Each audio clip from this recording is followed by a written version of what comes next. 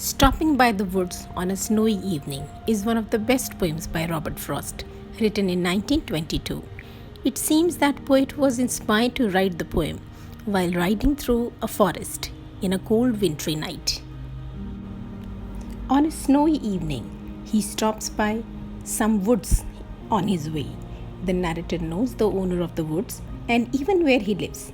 He is a bit relaxed, thinking that the owner of the woods lives in the village and so he won't see the narrator stopping here and he can continue watching the natural beauty of the snow covered woods.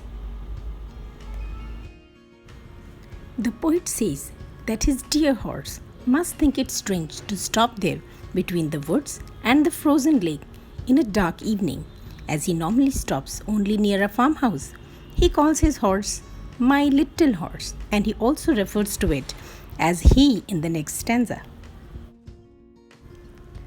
In this stanza, the poet suggests that the weather is so cold it can freeze a lake.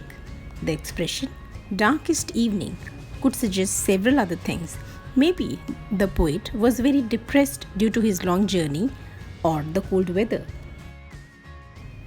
The poet's horse is shaking its head, ringing the bell attached to its harness, as if he is asking his master whether there is any problem, as it is unusual for him to stop by the woods in the darkness.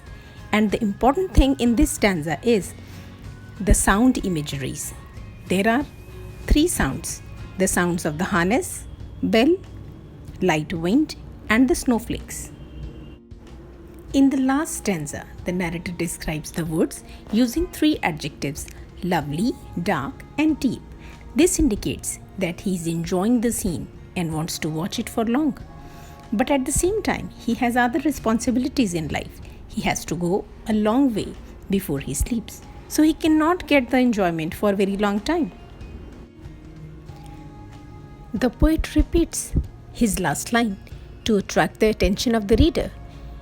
In this very line lies a hidden meaning also. Here, sleep may refer to death.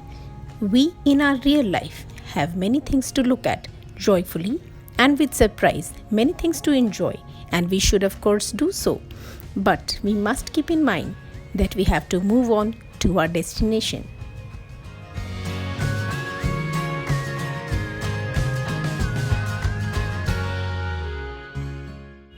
Like the poet says, I have promises to keep and miles to go before I sleep.